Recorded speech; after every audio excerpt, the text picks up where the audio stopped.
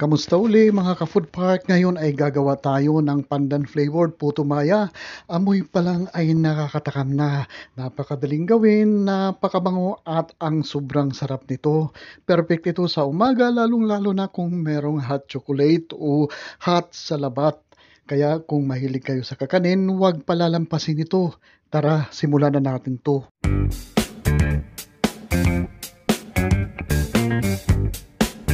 Sa isang malaking mixing bowl ay maglalagay tayo ng 2½ cup na bigas malagkit o glutinous rice. Huhugasan lang natin ito ng maigi at pagkatapos ay drain natin ang tubig.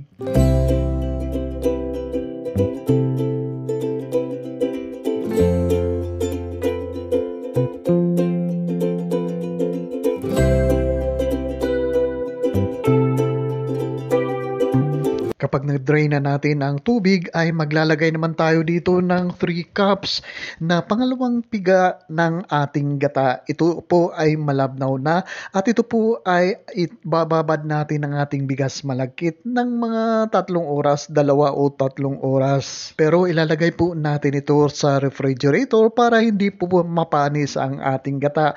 At ito na po after 3 hours ay ganito na po ang ating bigas malagkit at i-drain lang po ulit natin ang excess na tubig dito na hindi na-absorb ng ating malagkit.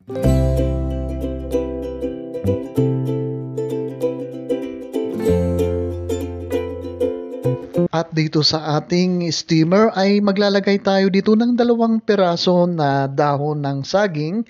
Ilalagay natin pangsapin ang ating dahon ng saging at dito natin ilalagay ang ating bigas malagkit. At habang inaayos natin ang ating bigas malagkit, ay special shoutout muna natin si LV Misia ng Antipolo City, si Lisel ng Dasmariñas City, Cavite, si Henry Tejero ng Muntinlupa City, at saka si Jose Madinancel ng Baganga, Davao Oriental. Maraming salamat po sa patuloy niyong pagsubaybay at pagtangkilik sa aking mga video recipe dito. At ngayon naman po ay tatakpan natin ang ating steamer at i-steam po natin ang ating bigas malagkit ng mga 20 minutes lang po at ito po ay malapit na po maluto. At ito na nga po. After 20 minutes ay almost luto na po ang ating bigas malagkit. Kung mapapansin nyo po ay ang butil ng bigas ay hindi po nadurog, hindi nagdikit-dikit at buo-buo pa rin. Ito po ang ating texture ng ating bigas na malagkit na ating hinahanap. Kaya po ganito po ang procedure ng ating pagluto ng ating puto maya. Dito maglalagay naman po tayo ng 3/4 cup na sugar, 1/2 teaspoon na fine salt at saka papatakan po natin ng pandan flavor, 1 teaspoon na pandan flavor ang ating mixture po dito.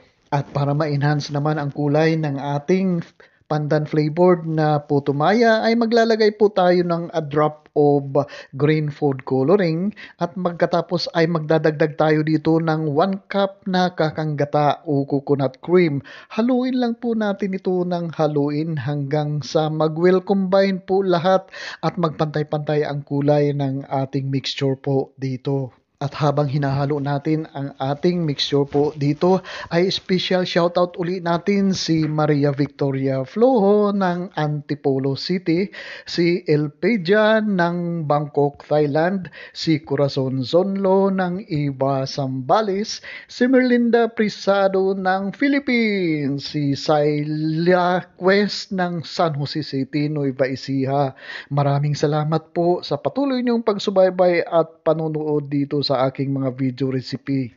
Ngayon naman po ay steam uli natin ang ating mixture po dito ng mga 10 minutes na lang po para lang po maluto ang gata na ating idinagdag dito sa ating bigas malagkit. Mga 10 minutes ay okay na po yon.